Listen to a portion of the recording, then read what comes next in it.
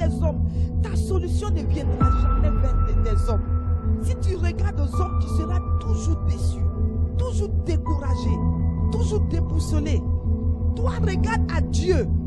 Dieu va utiliser les hommes pour te bénir. Mais quand tu vas à Dieu, tu ne dis pas à Dieu, Seigneur, utilise les hommes pour me bénir. Tu dis à Dieu de te bénir, de te donner ce qu'il doit te donner. Et Dieu va utiliser les moyens pour te donner. La prière prophétique. Que quelqu'un dise la prière prophétique. Alléluia. Dis la prière prophétique. Amen.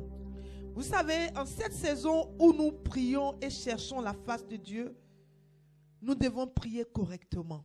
Amen. Nous devons prier de manière efficace. Alléluia. Notre prière doit être efficace et la prière, vous savez, ne consiste pas seulement à parler sans but. Amen. Mais aussi à prier ou à agir d'une manière qui vous aligne avec les plans et les desseins de Dieu. Que quelqu'un dise Amen. Vous savez, quand on parle de prophétique, ça a trait à l'avenir, ça a trait au futur. Alléluia. Le prophétique concerne le futur. Quelqu'un me suit ce matin? Tout ce qui a trait au futur. Amen. Alors nous allons aller dans la parole de Dieu. On va aller dans 1 Timothée 1, verset 18. 1 Timothée 1, verset 18.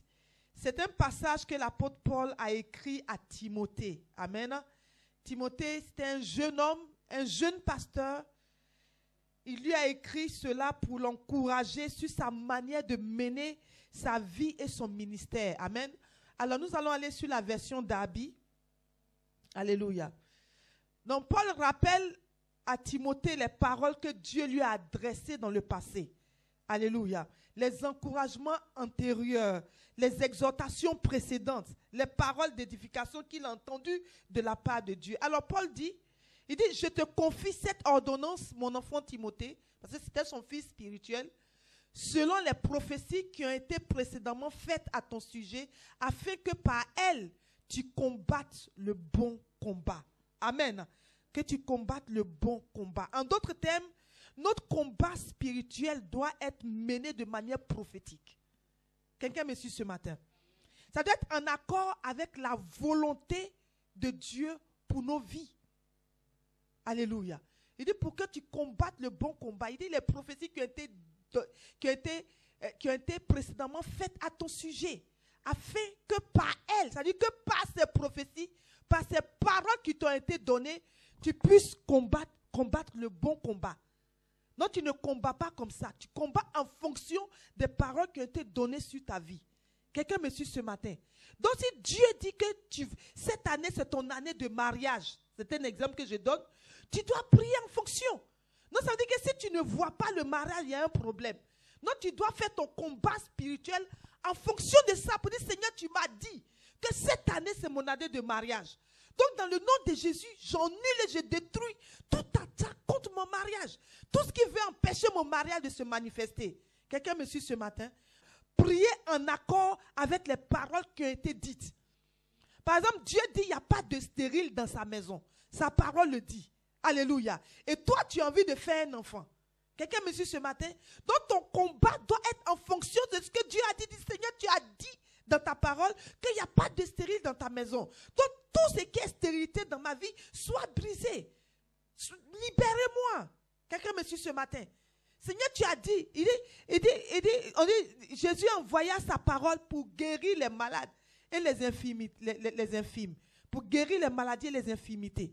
Donc, Seigneur, tu as dit ça dans ta parole. Donc, toute maladie dans ma vie, toute maladie dans mon corps me libère. C'est ça la prière prophétique. Quelqu'un me suit ce matin? Donc, en tant que peuple de Dieu, nous devons être un peuple prophétique. C'est-à-dire, si tu veux avoir une vie heureuse, une vie épanouie en Christ, tu dois être prophétique. Donc, être prophétique, ce n'est pas seulement prophétiser, non. Alléluia. Ce n'est pas le fait de prophétiser qui te rend prophétique. Amen. Prophétique, c'est voir l'avenir. C'est-à-dire que prier en fonction de l'avenir ou en fonction aussi du plan de Dieu pour ta vie. Quelqu'un me suit ce matin? Amen. Et c'est très, très important. Alléluia. Alors, donc, je vais poser la question, alors, qu'est-ce que la prière prophétique? Alléluia. Quand je parle de prier de manière prophétique, amen, de quoi parlons-nous? Donc, premièrement, la prière prophétique consiste à prier selon la volonté révélée de Dieu. Alléluia. Ça consiste à prier selon la volonté révélée de Dieu. À prier selon la volonté révélée de Dieu. Et ça, c'est très important. Amen. Alors, il faut comprendre que, en fait, la prière révélée de Dieu, sinon la parole révélée de Dieu, la volonté révélée de Dieu, c'est sa parole, c'est la Bible. C'est la Bible.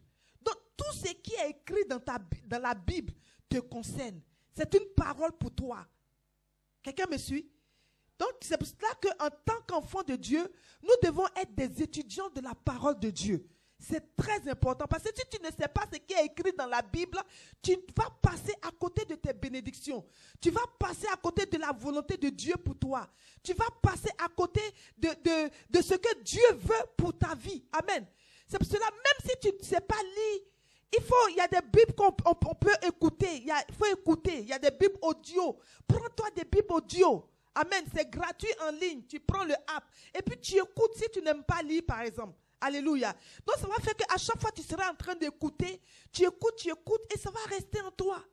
Quelqu'un me suit? Donc en tant qu'enfant de Dieu, c'est très très vital. C'est très vital d'être plongé dans la parole de Dieu parce que c'est un bénéfice pour nous en fait. Bénéfice capital. Amen. Parce que c'est la parole de Dieu qui va te permettre de revendiquer tes droits devant Dieu.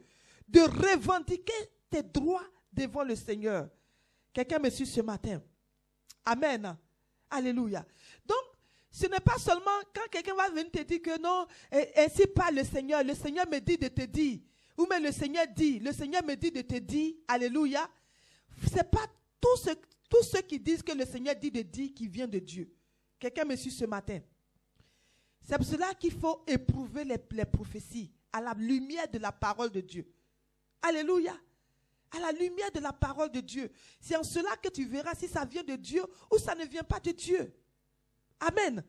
Et si tu ne connais pas la parole de Dieu, tu vas prendre pour content ce que les gens te disent. Alléluia. Quelqu'un va te dire, ah, j'ai vu que ta maison a pris feu. Amen. Est-ce que Dieu a dit que ma maison va prendre feu? Non. Donc j'annule ça au nom de Jésus, je n'accepte pas. Ou bien non, je t'ai vu, tu étais couché. On dirait qu'on était en train de t'enterrer. Alléluia. Refuse. Quelqu'un me suit ce matin? Voilà, donc il faut faire très attention aux prophéties. Alléluia. Gloire à Dieu. C'est pour ça que je vais t'encourager à réécouter sur Effective Live TV les séries d'enseignement sur les dons spirituels. Amen. Notre Père spirituel nous avait enseigné ici, qui se souvient, sur les dons spirituels. C'est très important pour ne pas te laisser avoir. De nos jours, tout le monde dit ainsi parle le Seigneur. Le Seigneur m'a dit, le Seigneur m'a montré, le Seigneur m'a dit, le Seigneur m'a montré. Il faut faire très attention. Quelqu'un me suit ce matin? On ne méprise pas les prophéties, mais on les met à la lumière de la parole de Dieu. Quelqu'un me suit ce matin? Amen. Donc, il faut comprendre premièrement que la volonté première de Dieu pour toi, c'est sa parole. Alléluia. Gloire à Dieu.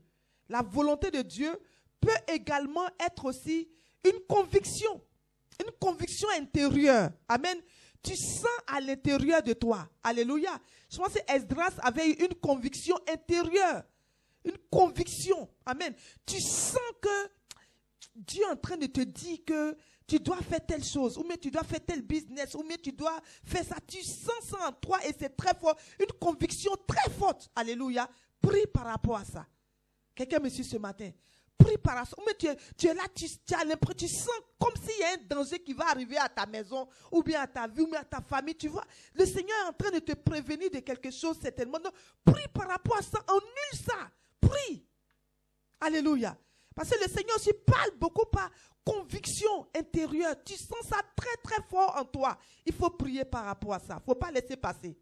Amen. Parce qu'après quand tu vas dire, je sentais ça même, je sentais ça très fort, mais tu n'as rien fait. C'est arrivé. Quelqu'un me suit ce matin? C'est très très important. Alléluia.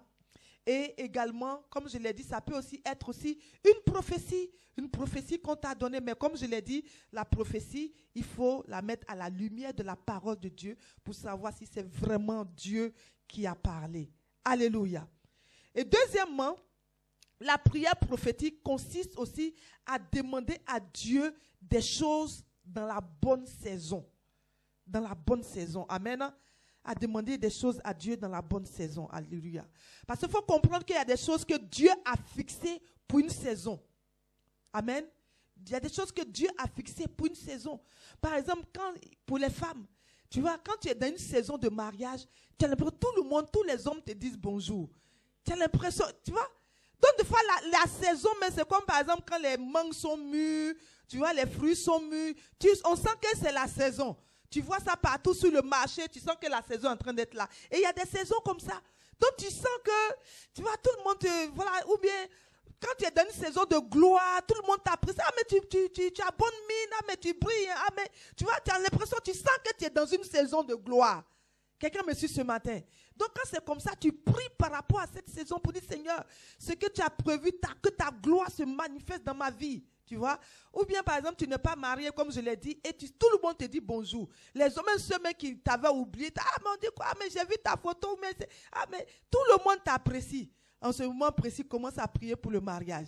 Seigneur, l'homme que tu as prévu sur ma vie, dans le nom de Jésus, je l'appelle à l'existence. C'est ça la prière prophétique. Alléluia. J'appelle le futur au présent. On va faire ça tout à l'heure. Quelqu'un est prêt? Tout à l'heure, on va appeler le futur au présent. On va appeler, il dit, on va appeler le futur au présent. On va activer le futur ce matin. Quelqu'un est d'accord ce matin? Alléluia. On va appeler le futur au présent. Amen. Gloire à Dieu. Donc, priez en la bonne saison. On va prendre Zacharie 10, verset 1, version Semeur. Zacharie 10, verset 1. Amen. Il dit, demandez donc à l'Éternel de la pluie au printemps. Il produit les orages. Il vous accordera une pluie abondante qui fera pousser l'herbe de chacun dans son champ. Alléluia. Il dit, demandez à l'Éternel. Amen. On va aussi aller dans, c'est pareil pour lui second aussi. Hein. Il dit, demandez à l'Éternel la pluie du printemps. L'Éternel produira des éclairs et il vous enverra une abondante pluie. Il donnera à chacun de l'herbe dans son champ. Amen. Donc, demandez à Dieu la pluie du printemps. Il n'a pas dit à Dieu, demandez à Dieu la pluie. Actuellement, on est en hiver, il pleut, n'est-ce pas? Il pleut. Amen. Mais il dit la pluie du printemps. Donc, ça veut dire que Dieu prévoit des choses pour chaque saison. Donc, il dit, demande à Dieu la pluie du printemps. Il ne faut pas juste demander à Dieu, Seigneur, donne-moi la pluie. Non, il dit la pluie du printemps. Alléluia. Parce que c'est cette pluie du printemps-là que Dieu a prévu pour cette saison. Et c'est ce qui va produire, c'est ce qui va faire pousser l'herbe. Alléluia. Du champ de chacun. Amen. Donc, dans chaque saison, Dieu prévoit des bénédictions. Dieu prévoit des grâces. Il y a des choses spéciales. Alléluia. C'est pour cela qu'il faut être quelqu'un de prophétique. Amen. Très important en tant qu'enfant de Dieu. Ça va te permettre de saisir les saisons, de ne pas passer à côté des saisons. Alléluia. Parce que quand la saison est passée, ça ne veut pas dire que tu ne vas plus avoir la chose. Mais ça veut dire tu vas faire encore des combats, des choses, des prières que tu pouvais t'éviter. Quelqu'un me suit ce matin. Par exemple, une femme, ta saison de mariage est passée. Tout le monde, quand ta saison de mariage, tout le monde voulait te marier. Tu n'as pas prié pour que Dieu te donne l'homme qu'il a prévu pour toi. Alléluia. La saison est passée. Maintenant, il faut combattre. Il faut maintenant combattre. Il faut combattre. Donc, il y a des saisons. Quelqu'un dit, tu ne rateras pas ta saison. Dis, tu ne rateras pas ta saison. Alléluia. C'est comme les saisons pour faire enfant. Il y a des saisons. Quand la saison est passée, après là, il faut jeûner, prier 24 heures sur 24. Ça devient compliqué. Quelqu'un me suit? Alléluia. Donc quand Dieu dit c'est une saison, il ne faut pas manquer la saison. Amen. Donc il dit demandez la pluie du printemps. Pas n'importe quelle pluie. Alléluia. Mais la pluie du printemps. Amen. Donc quand Dieu crée une saison, il crée aussi l'atmosphère qui va avec. Il crée l'atmosphère qui va avec. Alléluia. C'est pour ça que je bénis la vie des jeunes. Amen. Quand tu es jeune, c'est une grâce d'être jeune et de connaître le Seigneur. Parce que tu ne rateras pas ta saison. Tu ne rateras pas ta saison. Tu rachètes le temps. Alléluia. Mais quand tu es arrivé à un certain niveau et que tu as connu le Seigneur va restaurer les années gâchées. Amen. Il restaure Mais tu fais 2 fois plus de prières que quelqu'un qui n'était pas. Vous acclamer le Seigneur pour moi. Amen. Alléluia. Gloire à Dieu. Donc, quand nous faisons cela, nous prions de manière prophétique. Alléluia. Amen. Donc, il y a 2 choses. Prier selon la volonté révélée de Dieu et demander des choses à Dieu en la bonne saison. Amen. Gloire à Dieu. Alors, je vais vous emmener ce matin dans une étude de cas, de 2 cas de prière prophétique. Alléluia. Et on va tirer des leçons à partir de là. Donc, le premier cas se trouve dans Daniel chapitre 9, versets 1 à 4. Amen. Daniel chapitre 9, versets 1 à 4. Alléluia. Si vous connaissez un peu l'arrière-plan du livre de Daniel, amen. Vous savez, pendant plusieurs années, les enfants d'Israël ils avaient été désobéissants vis-à-vis de Dieu et ils ont été emmenés en captivité. Amen. Et Dieu leur avait dit qu'ils allaient être capturés et il a utilisé de nombreuses personnes pour prophétiser par rapport à ça. Et l'une des personnes qu'il a utilisées, c'est le prophète Jérémie. Amen. Le prophète Jérémie. Alléluia. Donc, Daniel aussi avait été pris en captivité. Il était aussi captif. Alléluia. À Babylone. Et au moment où Daniel avait été pris, on va dire il était très jeune. Amen. Il avait à peu près 15 ans. Daniel avait à peu près 15 ans. C'est pour ça que je conseille beaucoup le livre de Daniel à la jeunesse. Amen. Parce que moi aussi, quand je m'étais donné au Seigneur, c'est un livre que nous aussi, en tant que jeunes de l'Église, on nous avait conseillé. Ça m'avait beaucoup béni. Ça veut dire que tu peux être jeune et ne pas te conformer au siècle de ce monde. Quelqu'un me suit ce matin. Daniel avait à peu près 15 ans. Et Daniel était très consacré à Dieu. Amen. Il était consacré à Dieu. Il aimait la prière. Il priait 3 fois par jour. Amen. Il priait tout le temps. Et il lisait la parole de Dieu. Alléluia. Il lisait la parole de Dieu, étant à Babylone. Amen. Et il est même devenu conseiller en chef d'environ 4 rois différents. Dieu l'a élevé là-bas. Il était un leader éminent. Alléluia. Mais Daniel aussi était un prophète. C'était aussi un prophète. Amen. Dieu lui a révélé des choses et il était un intercesseur. Amen. Dans ce passage, nous allons voir comment ces dons prophétiques et son rôle d'intercesseur ont commencé à agir dans sa prière. Donc on dit Daniel 9, verset 1 à 4, version d'Abi. On lit la parole de Dieu. Il dit, la première année de Darius, fils d'Assuérus, de la sémence des Mèdes, qui fut fait roi sur le royaume des Chaldéens. La première année de son règne, moi, Daniel, je compris par les livres. Que quelqu'un dise, je compris par les livres. Dis, je compris par les livres. Alléluia. Que le nombre des années touchant, je lis chez moi ici, amen. Que le nombre des années touchant lequel la parole de l'Éternel vint à Jérémie le prophète pour l'accomplissement des désolations de Jérusalem était de 70 ans. Et je tournai ma face vers le Seigneur Dieu pour le chercher par la prière et la supplication dans le jeûne et le sac de la cendre. Et je priais l'Éternel mon Dieu et je fis ma confession et je dis, je te supplie Seigneur, le Dieu grand et terrible qui garde l'alliance et la bonté envers ceux qui t'aiment et qui gardent tes commandements. Alléluia.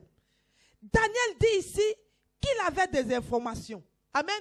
Il dit Dieu lui avait révélé qu'il était temps pour Israël d'être libéré. Puisqu'il a compris, puisqu'on a dit que la prière prophétique, c'est aussi la parole révélée de Dieu. Prier de façon prophétique. Prier en fonction de la parole révélée. Donc, il a compris par les livres. Alléluia. En fait, c'est par les livres du prophète Jérémie. Amen. Donc, quand on parle de livres, en fait, c'est-à-dire, ce sont les... Vous savez que la Bible est divisée en 66 livres, n'est-ce pas? C'est 66 livres qui ont été mis ensemble. C'est ce qui fait la Bible. Amen. Donc, le mot Bible, en fait, que nous utilisons, vient du mot grec qu'on appelle Biblia. Biblia, qui signifie simplement les livres. Alléluia. Donc, lui, il avait lu les livres de Jérémie parmi ces livres-là. Et c'est dans le livre de Jérémie qu'il a compris que Dieu a dit que le peuple d'Israël allait rester 70 ans. Amen. Mais quand Dieu a dit qu'ils allaient rester 70 ans, donc Daniel a compris que le temps était en train d'approcher. Et je pense qu'il c'était à peu près dans les 67 années. Il a compris ça quand c'était dans les 67 années. Donc ça veut dire qu'il restait 3 ans pour qu'il soit 70 ans. Amen. Et Daniel a commencé à prier. Il a commencé à prier. Alléluia. Et en ce moment-là, Daniel venait d'avoir à peu près, je pense, jusqu'à ce que ce temps-là passe, ça faisait à peu près 60 ans. Dans les environs de 60 ans, après que Jérémie ait prophétisé cela. À peu près 60 ans. Alléluia. 60 ans. Amen. Et quelqu'un pouvait dire, mais attends, ça fait plus de 60 ans, Jérémie a écrit ce truc-là. On est encore en captivité. Oublions cette affaire de Jérémie. Quelqu'un me suit ce matin. On dit, mais il y a longtemps, Dieu a dit, toujours Dieu dit. Cette histoire-là, je vais laisser comme ça. Alléluia. Mais 60 ans, mais il ne s'est pas découragé. Il était toujours plongé dans la Bible, sinon dans la parole, dans le livre. Alléluia. Daniel était un étudiant de la parole. Amen.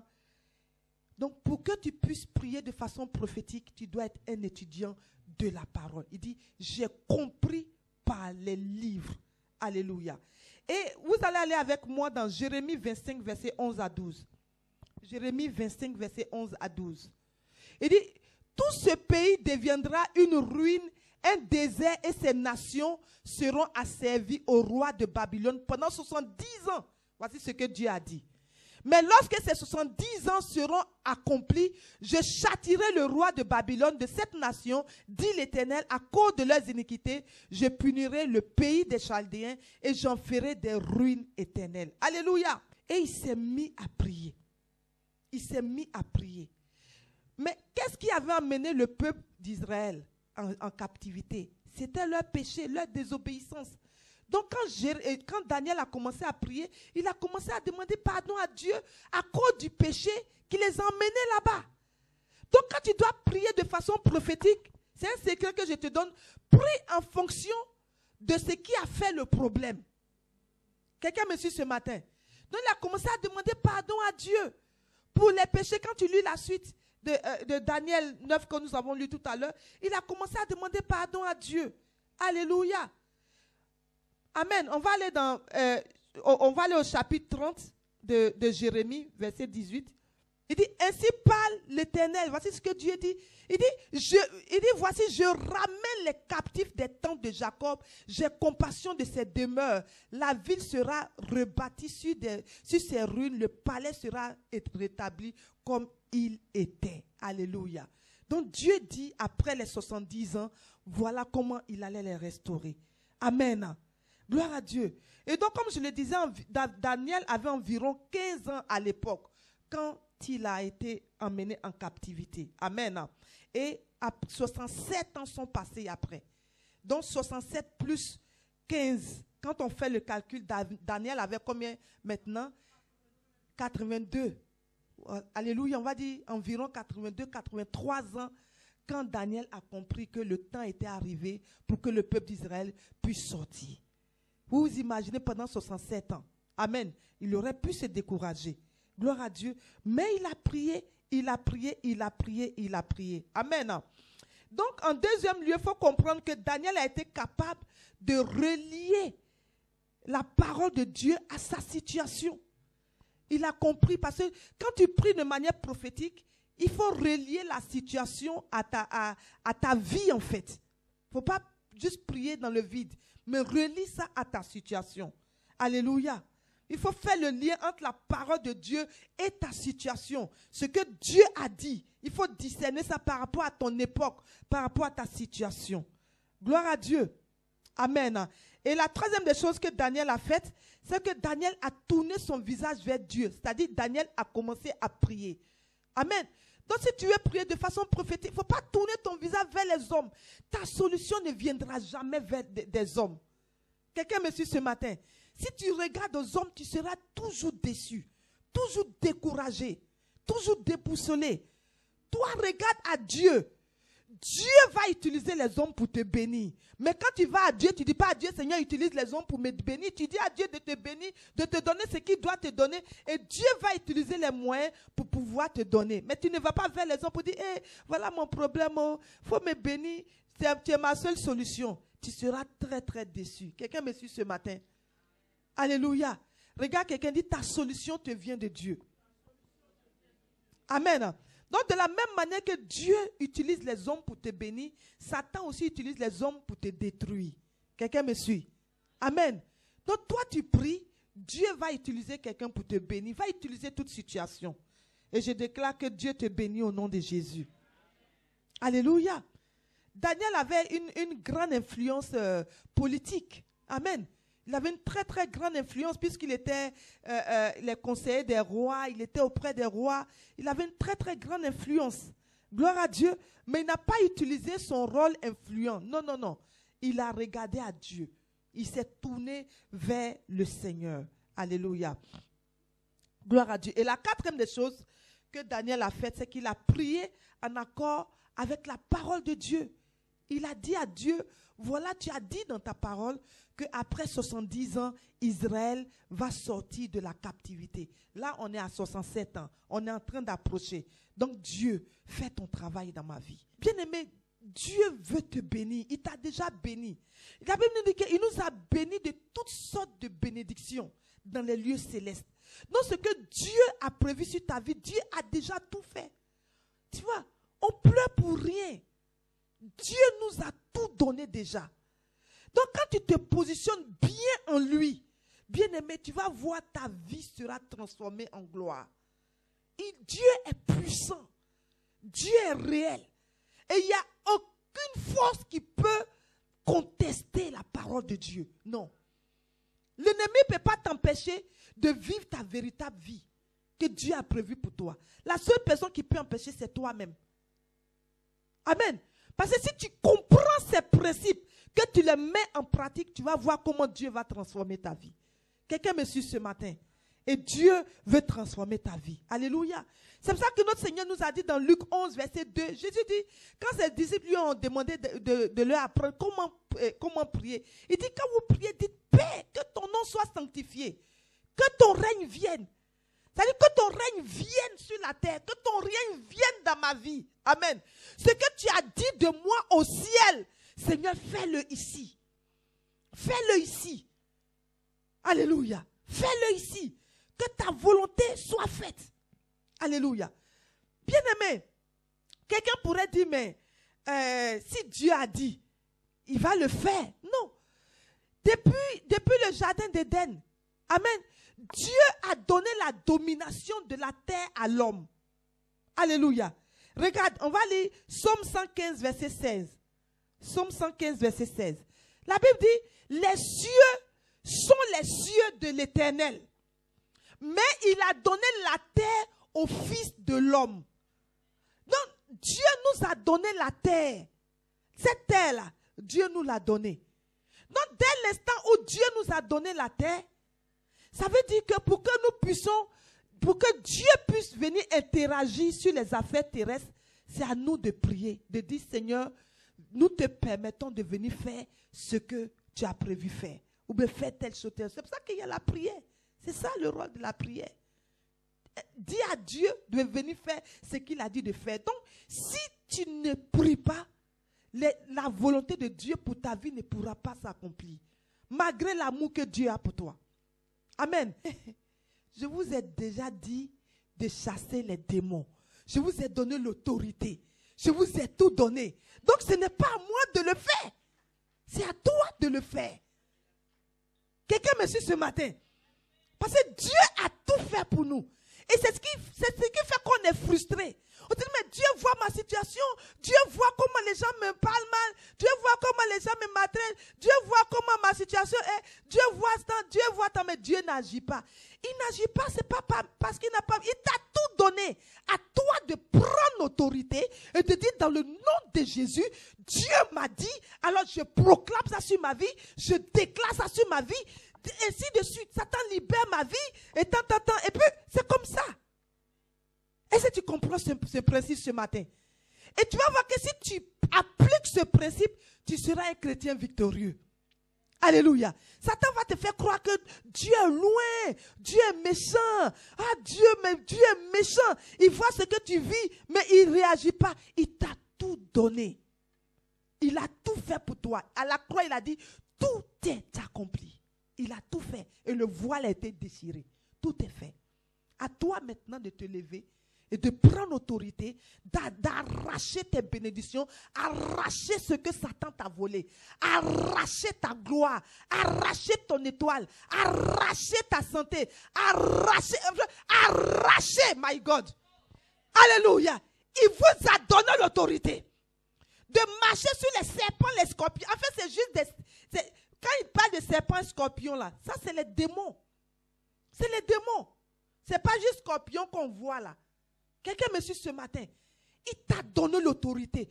Toi, ton rôle, c'est de te lever. Alléluia. C'est de te lever. Jésus t'a donné l'autorité. Il t'a donné la puissance. Il t'a donné les clés. Il dit ce que tu vas lier sur la terre sera lié dans les cieux. Ce que tu vas délier sur la terre sera délié dans les cieux. Quiconque se lève contre toi, c'est levé contre Dieu. C'est pour cela que toi tu te lèves. Tu dis au nom de Jésus, Satan libère ma vie.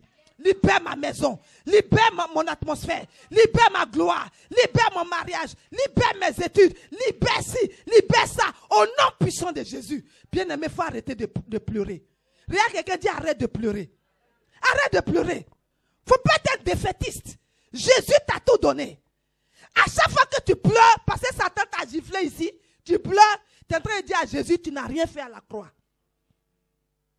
Quelqu'un me suit ce matin. Il t'a tout donné. Il t'a tout donné. À toi de te lever.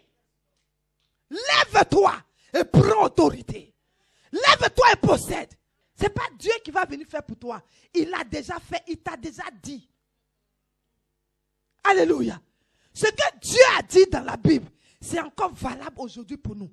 Ce n'est pas seulement pour ceux qui étaient dans la Bible. C'est encore valable pour toi. Quelqu'un me suit ce matin. Alléluia.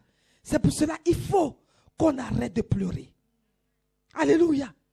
Amen. Donc, pour faire plus court, quand Daniel a commencé à prier, il a commencé à prier à partir de la 67e année. Et à partir de la 68e année, Israël a commencé à être libéré. Israël a commencé à être libéré. Alléluia. Ils ont commencé à retourner chez eux. Et donc, ça veut dire que Dieu, de 70 ans, Dieu a raccourci 2 ans. Donc, la prière de Daniel a sauvé Israël de 2 ans. Donc, au lieu de 70 ans, ils ont fait 68 ans. Bien aimé, quand Dieu dit, je vais racheter tes années. Quand Dieu dit, il va restaurer ta vie, il va le faire. Toi, lève-toi et prie. Dis, Dieu, fais-le. Ton rôle, c'est que ton règne vienne. Seigneur, fais-le. Seigneur, fais-le. Alléluia. Dieu a accéléré les choses. Quand tu pries de façon prophétique, Dieu accélère les choses. Quelqu'un me suit ce matin. Alléluia. 68 ans au lieu de 70 ans. Amen. Nous allons voir un deuxième cas. Alléluia. Donc, dans la première étude de cas, Dieu dit à Israël, vous m'avez désobéi, vous allez entrer en captivité pendant 70 ans. Après 70 ans, je vous en sortirai. Daniel lit la prophétie et quand cela fait 67 ans après la captivité, il prie la 68e année, ils sont libérés. Là, il a donc épargné, comme je l'ai dit, 2 années de captivité. Amen. Le deuxième cas se trouve dans Genèse chapitre 15. Alléluia. Cela concerne la captivité des enfants d'Israël, toujours. Amen. Gloire à Dieu. C'est un peuple que Dieu avait choisi, n'est-ce pas? Amen. Donc nous voyons ici, Dieu est entré dans une alliance avec Abraham. Amen. Si vous connaissez bien l'histoire, Abraham a fait une offrande à Dieu. C'est pour ça que c'est bon de faire des offrandes au Seigneur. Amen. Il a sacrifié certains animaux à Dieu et Dieu a marché vers lui. Dieu est venu et a parlé à Abraham. Alléluia. Et nous allons écouter très attentivement. Genèse 15, verset 12 à 14. Lisons la parole de Dieu. Amen. Il dit, au coucher du soleil, un profond sommeil tomba sur Abraham. Et voici une frayeur et une grande obscurité vint l'assaillir. Et l'Éternel dit à Abraham, sache que tes descendants seront étrangers dans un pays qui ne sera point à eux.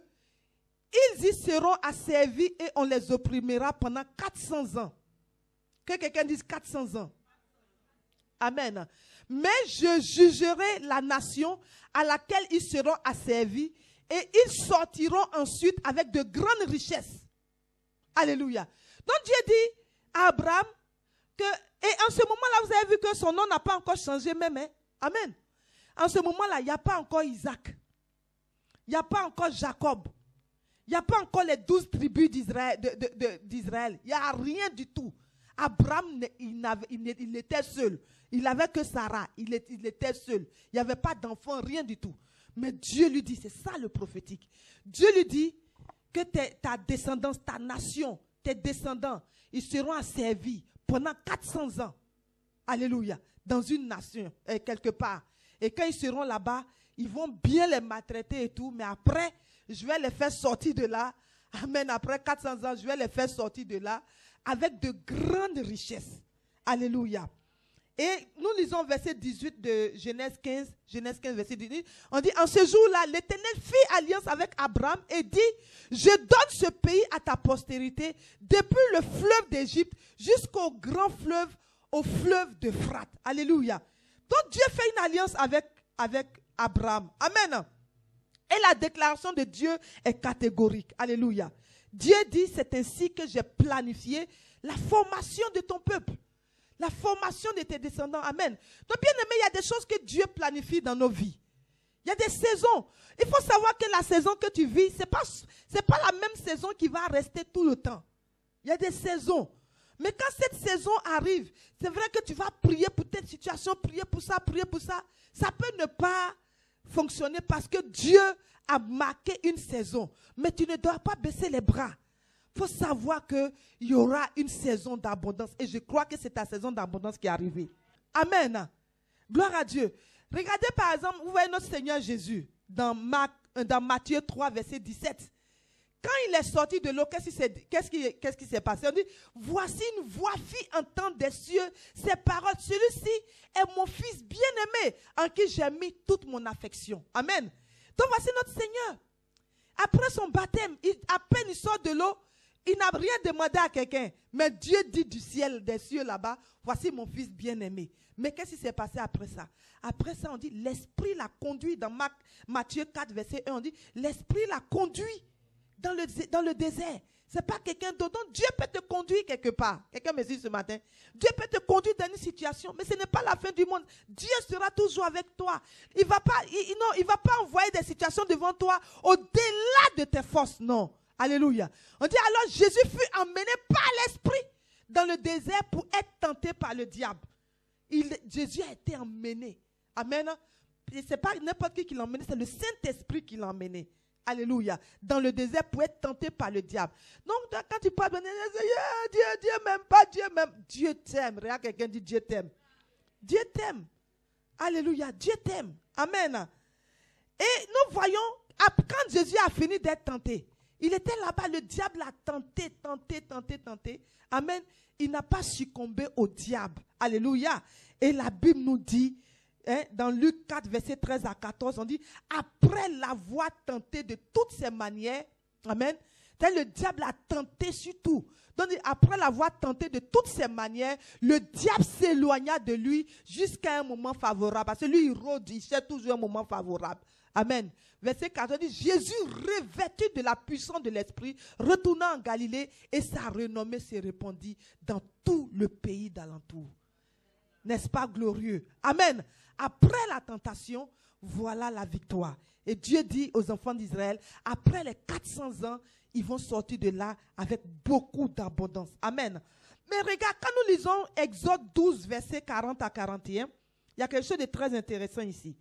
Exode 12, verset 12, voilà. Il dit, le séjour des enfants d'Israël en Égypte fut de 430 ans. C'est choquant. Dieu dit 400 ans, et là on voit 430 ans. Verset suivant. Et au bout de 430 ans, le jour même, toutes les armées de l'Éternel sortirent du pays d'Égypte. Donc Dieu a dit 400 ans et les enfants d'Israël font 430 ans. Est-ce que Dieu a mal calculé? Est-ce que Dieu n'a pas bien parlé? Est-ce qu'Abraham n'a pas bien entendu ce que Dieu a dit? Quelqu'un me suit ce matin? Autant pour Daniel, Dieu a dit, ils vont faire combien d'années? 70 ans. Alléluia. Ils ont fait combien d'années? 68 ans. Maintenant, les enfants d'Israël ici, Dieu dit 400 ans et ils font 430 ans. Qu'est-ce qui s'est passé? Alléluia. Nous allons voir ça dans Actes 7, versets 23 à 24. Nous allons découvrir ce qui s'est passé là. Il dit, il avait 40 ans. On parle ici de Moïse. Lorsqu'il vint dans le cœur de visiter ses frères et les fils d'Israël. Donc, il a une conviction en lui. Il a senti en lui qu'il devait maintenant aller visiter ses frères. Comme je vous ai dit, Dieu parle par conviction. Vous voyez un peu? Donc, il a senti en lui, c'était le moment. Donc, il arrive vers ses frères. Verset 24. Il en vit un qui en outrageait. Il a vu un, donc on est en train d'outrager un de ses frères. Et prenant sa défense, il vengeant celui qui était maltraité et frappa l'Égyptien. Donc en fait, il a tué l'Égyptien pour sauver son frère. Alléluia.